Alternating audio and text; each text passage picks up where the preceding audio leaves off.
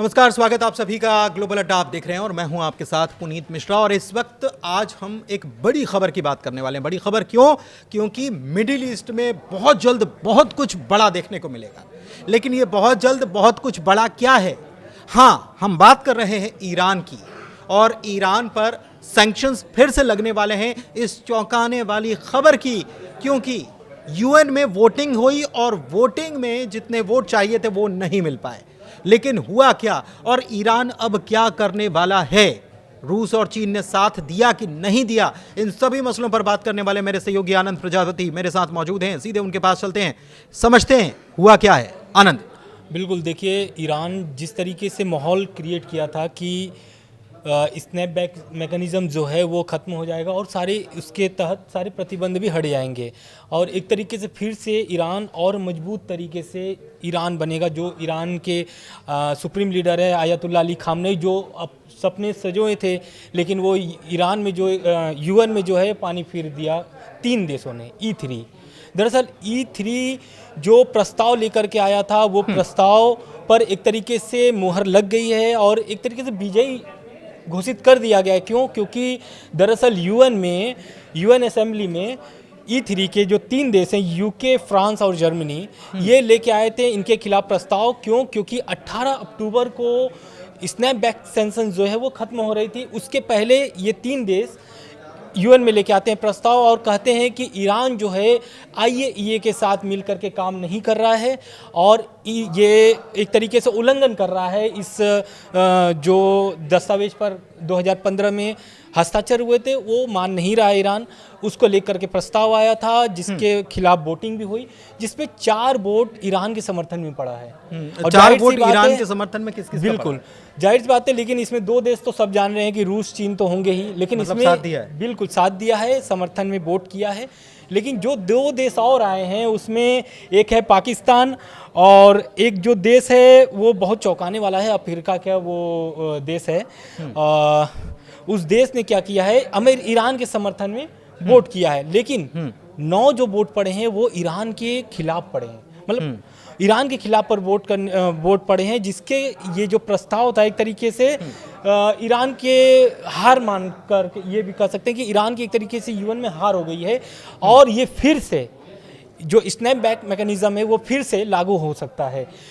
6 से 7 दिन की अभी मोहलत है, उस पर फिर से बातचीत हो सकती है कि क्या ईरान फिर से बातचीत करके इस स्नैपबैक मैकेनिज्म को लागू जो होने वाला है वो रोक सकता है या नहीं रोक सकता है। ये 6 से 7 दिन में पता चल जाएगा। लेकिन ये एक तरीके से जो प्रस्ताव आया था, वोटिंग हुई थे, इससे बहुत कम संभावनाएं हैं कि ईरान के समर्थन में बातचीत हो। अच्छा, एक चीज़ और देखिए, मैं थोड़ा सा पहले JCPOA के बारे में बता देता हूँ। JCPOA 18 अक्टूबर 2015 को साइन हुआ था। इसमें अमेरिका भी था, फ्रांस भी था, जर्मनी भी था, ब्रिटेन भी था, ईरान तो था ही, उसी के लिए साइन हुआ था। इसके अलावा रूस और चीन भी थे। कुल मिलाकर 7 लोग इसमें थे। इसमें से अमेरिका पहले बाहर हो चुका है, उसने कहा कि मैं इसको नहीं मानता, 2018 में वो अलग हो चुका है।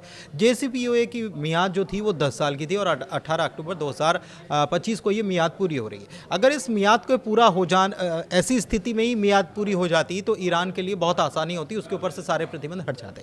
और ये तारीख नज़दीक आने के चलते ही E3 देश जो हैं उन्होंने ये प्रस्ताव यूएन में लेकर आए कि ऐसा ना हो कि तारीख निकल जाए और ईरान जो है वो इससे छूट जाए और वहाँ पर वो परमाणु हथियार बना ले।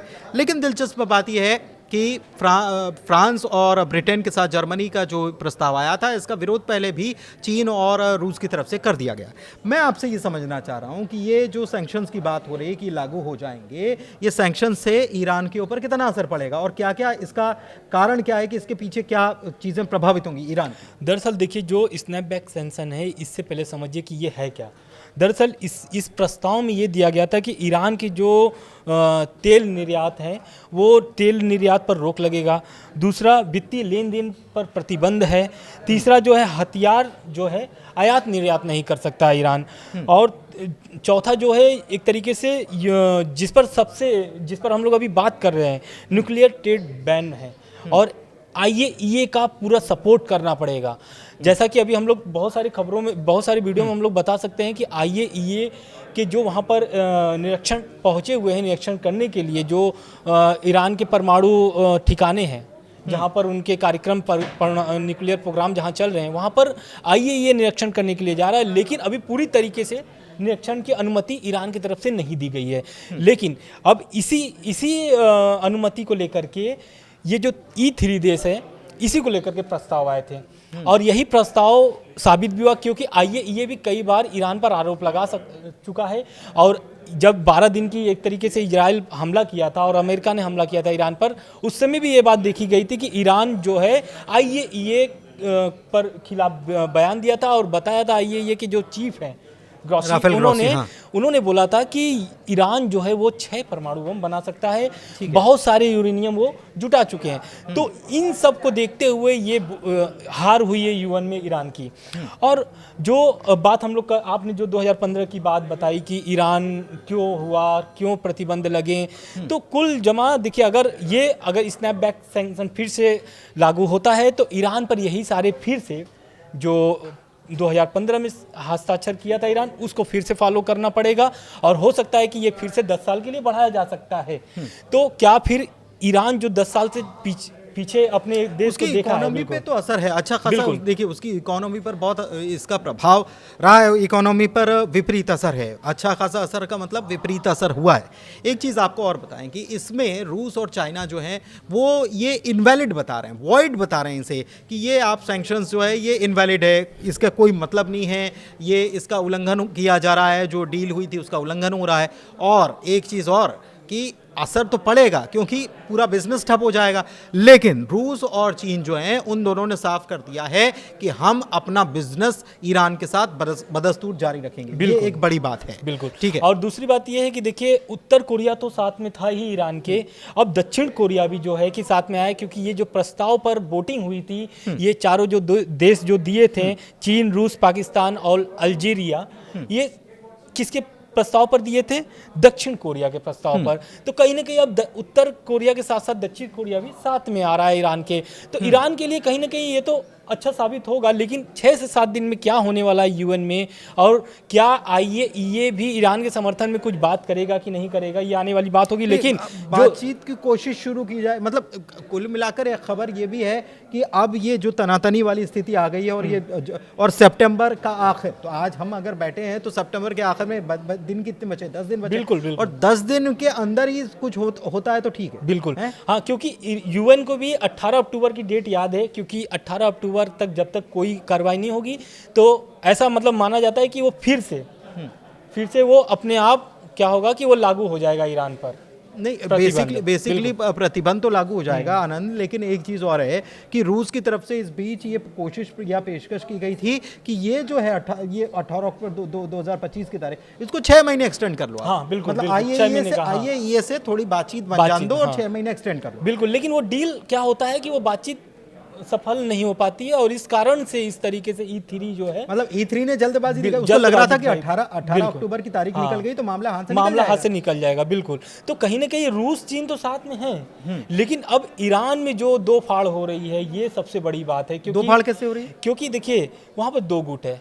पहले तो जो पहला गुट है जो कट्टरवादी है ईरान के पक्ष में, क्योंकि ये प्रस्ताव पर आयतुल्लाह अली खामनेई जो है वो इस प्रस्ताव को नहीं मानते और कोई भी प्रस्ताव पर वो कोई भी प्रस्ताव पर बातचीत करने के लिए नहीं राजी हैं। बहुत अमेरिका और ईरान की जो डील चल रही थी उस पर भी वो राजी नहीं थे, लेकिन कई सारी मजबूरी थी, ईरान की अर्थव्यवस्था गिर रही थी, इस कारण से वो बातचीत शुरू हुई। लेकिन अभी इस प्रस्ताव को लेकर के जो UN में हुआ है, इस प्रस्ताव पर आयतुल्लाह अली खामनेई का कोई भी मतलब सहमति नहीं है, एक तरीके से वो एकदम इसको नकार रहे हैं। अच्छा, दूसरा जो है वो विपक्ष जो है, ईरान की जो विपक्षी पार्टी है वो क्या कर रहा है, आयतुल्लाह को एक तरीके से, क्योंकि आपको पता है कि 89 से सुप्रीम लीडर हैं आयतुल्लाह अली खामनेई, वहाँ पर गद्दी संभाल रहे हैं अभी तक 2025 तक।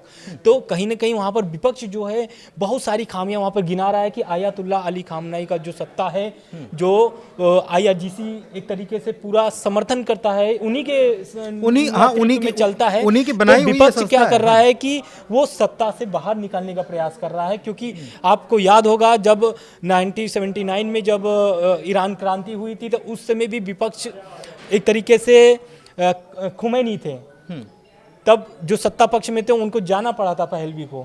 तो कहीं ना कहीं विपक्ष भी वही चाहता है कि 79 वाला मामला जो है कि ये नहीं इस तो वो पर हो जाए। बेसिकली ईरान की राजगद्दी पर जो थे वही विपक्ष में है बेसिकली। बिल्कुल, हाँ। और ये अभी 12 दिन का जब युद्ध हुआ था तब भी तो बार बार इसी बात को हवा दी जा रही थी। अमेरिका या इजराइल कह रहा था कि भाई वहां पर सत्ता परिवर्तन हो जाए, सत्ता परिवर्तन हो जाएगा तो खेल बिगड़ जाएगा। लेकिन या ऐसा खेल कुछ बदल होने जाएगा। वाला नहीं है, क्योंकि ईरान जो है और सुप्रीम लीडर जो है अयातुल्लाह अली खामनेई, बहुत भारी संख्या में उनके समर्थक है ईरान में।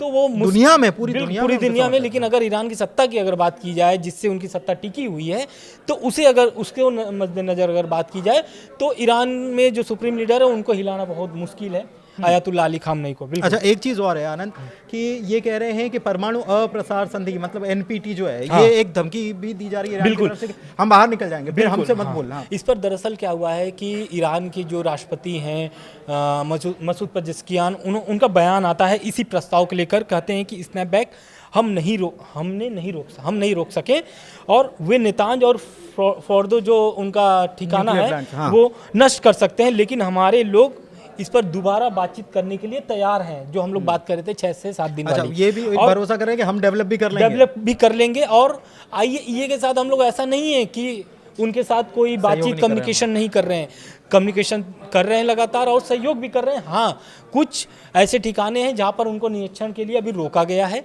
अनुमति नहीं दी गई है। दूसरी बात, ईरान ने इस जो आपने अभी जिक्र किया एनपीटी का, हाँ। उससे बाहर निकलने की भी धमकी दी गई है, जिस पर विदेश मंत्री अब्बास अराक्ची का भी बयान आता है, और वो इस प्रस्ताव को गैरकानूनी भी साबित एक तरीके से ठहराते हैं। ये जो स्नैपबैक हाँ, स्नैपबैक मैकेनिज्म E3 देश जो लाए थे। बिल्कुल। अब इस पर देखिए क्या होता है कि जो चीन है और रूस है, इस वोटिंग के समर्थन में तो वोट कर दिए, लेकिन अभी भी वो चाहते हैं कि ईरान जो मुसीबत में अभी है, क्योंकि उसको साथ दिया जाए, और क्योंकि ईरान के साथ रूस और चीन के जो व्यापार हैं वो लगातार जारी है, आप सबको पता है। और वो जारी रखने के लिए, क्योंकि अब दोबारा जब लागू होगा स्नैपबैक सैंक्शन, तो उसमें क्या होगा कि अमेरिका भी कुछ इंटरफेयर कर सकता है। और क्योंकि अमेरिका अभी कुछ दिन पहले ही बहुत सारे प्रतिबंध अलग से नए तरीके से लगा के रखे हैं, तो कहीं ना कहीं ईरान के लिए मुश्किलें बढ़ने वाली है, जिसको लेकर के रूस चीन जो है वो समर्थन में है, और एक तरीके से पूरे देश से कह भी रहे हैं कि भाई ईरान के समर्थन में आप आइए, जैसे कि दक्षिण कोरिया अभी लेकिन आया एक चीज़ है, देखिए अब सबसे बड़ी बात यह है कि ईरान ने अब ये कह दिया कि एनपीटी से हम बाहर निकल जाएंगे। एनपीटी से बाहर निकल जाएंगे तो आईएईए को सहयोग करने की कोई ज़रूरत नहीं है, ठीक है, उसके ऊपर कोई प्रेशर नहीं बनाया जा सकेगा। तो प्रेशर नहीं बनाया जा सकेगा, आईएईए अगर मुआयना नहीं करेगा तो वो फिर अपने हिसाब से चीज़ें कर सकता है, और ईरान बार बार ये करता है। लेकिन एक चीज़ और है कि ईरान अभी भी आईएईए को सहयोग तो देने के लिए बात कर ही रहा है कि हम सहयोग देने के लिए तैयार है। ईरान अभी भी ये कह रहा है कि हम कोई वेपन नहीं बना रहे। ईरान अभी भी कह रहा है कि हमारी परमाणु ज़रूरतें हैं, इसके लिए हम प्रोग्राम चलाते रहेंगे। तो ईरान की तरफ से ये चीज़ें कही जा रही है, लेकिन कहीं ना कहीं डाउट बाकी पूरे वेस्ट को हो रहा है। तो दिलचस्प बात यह है कि अब वेस्ट और मिडिल ईस्ट, खासतौर पर ईरान जो है उनके बीच तनातनी होने वाली। एक नया सिचुएशन जो है वो आपने देखा कि कतर के ऊपर जो अटैक हुआ इजराइल का, आनंद, हाँ। उसके बाद से बहुत सारे मतलब अरब और मुस्लिम मुल्क एक हो गए। बिल्कुल। ईरान भी यहाँ पर मौजूद था, पाकिस्तान भी मौजूद था। दिलचस्प बात यह है कि पाकिस्तान ने यहाँ ईरान का समर्थन किया है। दिलचस्प बात यह है कि पाकिस्तान ने वहाँ कतर का समर्थन किया है। बिल्कुल। पाकिस्तान भी यहाँ पर एक तो चर्चा में आ जाता है, यहाँ पर उसकी जो वैल्यू है वो यहाँ पर उसके वोट की वैल्यू बढ़ती है। दूसरी तरफ कि वेस्ट जो है, मतलब यूरोपियन देश या अमेरिका और ये सारी चीज़ें मिला ले, इन सबको मिला लो, और इधर आप देख लो मिडिल ईस्ट, तो मिडिल ईस्ट अब एक होता नजर आ रहा है। मतलब पहले अलग अलग था, तो अब सिचुएशन बड़ी क्रिटिकल होने वाली है, ऐसा लगता है आपको? बिल्कुल, क्योंकि देखिए अभी जो अरब जो समिट बैठी थी, जो बैठक हुई थी अरब देशों की, जो 50 से ज़्यादा देश बैठक किए थे, उसमें ईरान शामिल हुआ था। क्यों हुआ था? क्योंकि कतर पर हमला हुआ है। और अभी आप देख रहे हैं कि पाकिस्तान ईरान के समर्थन में अगर वोट किया है, तो इससे ये साफ नज़र आता है। क्योंकि पाकिस्तान भले अमेरिका का कितना भी पक्षधर हो, लेकिन जब 50 मुस्लिम देश एक साथ बैठते हैं ना, तो पाकिस्तान को कहीं ना कहीं उधर झुकना ही मुस्लिम पड़ेगा। उम्मा की बात आ जाती है। हाँ, दरअसल मुस्लिम उम्मा की बिल्कुल। बात और रह गई बात ईरान और कतर की ना, तो क्योंकि कतर भी अब समझ गया, क्योंकि कतर आप जानते हैं कि कतर में अमेरिकी एयरबेस है, और अमेरिका जो है कि कतर को छोड़ना नहीं चाहेगा किसी भी कीमत पर, क्योंकि पूरे मिडिल ईस्ट को वहाँ से वो एक तरीके से मॉनिटरिंग करता है कि कौन से देश क्या कर रहे हैं, कैसे कर रहे हैं। कतर एक ऐसा जगह है यूएस के लिए जहाँ पर चाहे इजराइल हो, समर्थन की बात करना हो, चाहे इजराइल को जो भी समर्थन मिलते हैं कतर के माध्यम से भी मिलते हैं। क्यों? क्योंकि अमेरिका वहां पर एक अपना पैड बना करके रखा हुआ है। दूसरी ये बात, माना जाता है कि अमेरिका लेड गवर्नमेंट। हाँ, एक चीज़ बिल्कुल। और है, देखिए दो चीज़ें आई हैं। एक तो 27 सितंबर की तारीख आ गई है। ये मैं आपको बता दूं कि ये E3 देश जो हैं इन्होंने 27 सितंबर तक का एक वक्त दिया। इस बीच यूएन असेंबली होगी, इस बीच अगर कुछ बात बन पाती है तो बन पाती है और नहीं बन पाती, और आसार इसके कम नजर आए। एक बात। दूसरी तरफ एक चीज़ और जुड़ी हुई मिडिल ईस्ट से जुड़ी हुई जानकारी मैं आपको दे दूं कि इमानुएल मैक्रोन जो है उनकी तरफ से एक बयान आ गया है। उन्होंने कह दिया है कि हम मंडे मतलब सोमवार के दिन हम फिलिस्तीन को मान्यता देने का काम कर रहे हैं। ये एक नया गेम चल रहा है। मतलब एक तरफ फ्रांस जो है वो ईरान से लड़ भी रहा है, वो कह रहा है कि आप वो मत बनाइए आप, बिल्कुल। और आप हर हाल में समर्थन कीजिए, आईएए को समर्थन देना पड़ेगा, उसको सहयोग देना पड़ेगा, इंस्पेक्शन करवाना पड़ेगा, तमाम चीज़ें। और दूसरी तरफ फिलिस्तीन को वो समर्थन भी दे रहे हैं और कह रहे हैं कि हम फिलिस्तीन को आधिकारिक रूप से घोषित करते हैं। मतलब एक नया गेम है। और इसमें अभी देखिए तक यूएस गेम खेलता था, ऐसा एक फ्रांस का नया गेम देखने को। फ्रांस अब E3 इतना एक्टिव क्यों हो गया है? दरअसल क्या है कि अमेरिका जब से रूस यूक्रेन वाले युद्ध में अकेले मतलब बातचीत कर रहा है, उसमें यूरोपीय देश को नहीं जोड़ रहा है। तो E3 को ये लग रहा है ना कि क्योंकि ऐसा नहीं है फ्रांस हो या फिर ब्रिटेन हो, पैसा उनका भी लग रहा है उस युद्ध में, यूक्रेन को पूरा फुल सपोर्ट वो लोग कर रहे हैं। लेकिन क्या हो रहा है कि अब ये लोग भी अपनी मजबूती दिखा रहे हैं कि भाई मेरा भी कुछ अस्तित्व है। फोकस जो है वो अमेरिका के ऊपर पूरा ना चले जाए, चर्चा हमारी भी होती रहे और हम भी बेसिकली प्रासंगिकता में बने रहने के लिए भी सारी चीजें हो रही हैं। और आप ये भी समझिए क्योंकि ब्रिटेन में भी और फ्रांस में भी वहाँ पर भी आंदोलन हो रहे हैं सरकार के खिलाफ, ऐसा नहीं है, वहाँ पर भी सरकार के खिलाफ हो रहे हैं। अभी आपातकाल जैसी स्थिति भी पैदा हो गई थी 24 घंटे के लिए।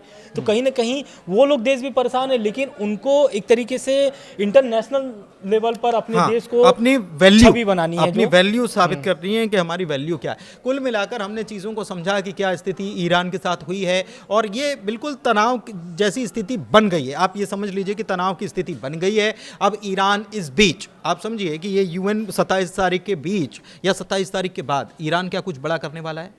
क्योंकि एक मिसाइल तो हवा में देखी गई बीते दिनों, ये बड़ा चर्चा में है। लेकिन ईरान इसके अलावा भी कुछ बड़ा कर सकता है क्योंकि बाकी साथियों का पूरा साथ मिल रहा है ईरान को, और कहीं ना कहीं कुछ काम कर रहा है, इंटरनली काम कर रहा है, जो कि पहले से तय हो चुका है। इशारों में समझिए बातों को, ज़्यादा अभी बोलना मुमकिन नहीं क्योंकि चीज़ें जो हैं वो खुलकर बहुत जल्दी दुनिया के सामने आने वाली हैं। लेकिन ईरान के ऊपर ये काम नहीं कर रहा है जिस तरीके से E3 जो प्रेशर बनाने की कोशिश कर रहे हैं। ईरान ने पहले से अपने पत्ते जो हैं वो सेट करके रखे हुए। कुल मिलाकर ग्लोबल अड्डा में इतना ही। चर्चा यहीं समाप्त करते हैं। कैसी लगी चर्चा ज़रूर बताइएगा। फिलहाल हमें दीजिए इजाज़त। धन्यवाद।